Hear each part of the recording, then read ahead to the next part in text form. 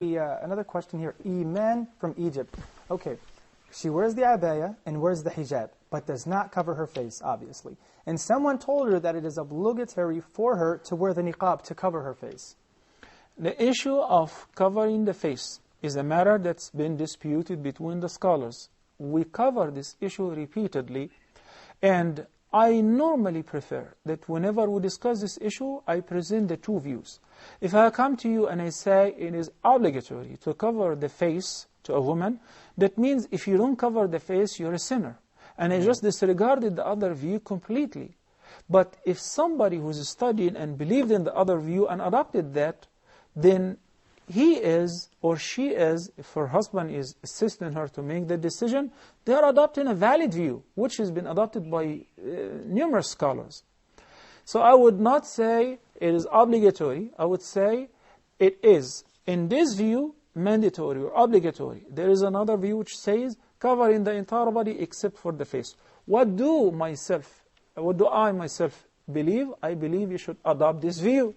But the other view is valid as well, and I would not consider a woman who's not covering her face a sinner, because she's adopting a valid view of the scholars as well. And until the Day of Judgment, these two views will be available. There is a very interesting thing that's worthy of mention here, which is the scholars who said that it is not necessary for a woman to cover her face.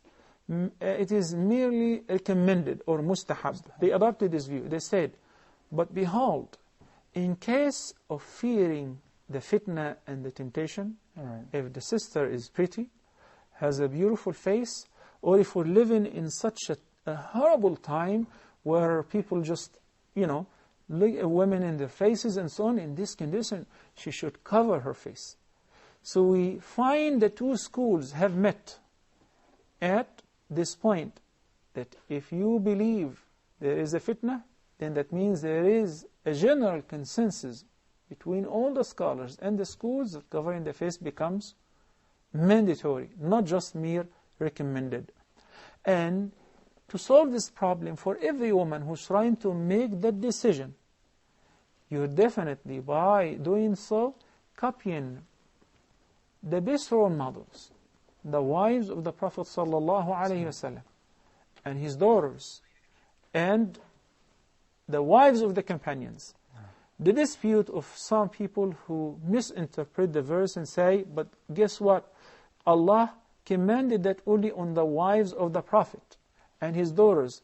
I say this is an invalid dispute, simply because Allah said, Ya ayyuhan nabiyyu, qul li azwajika wa banatika, and what is the third?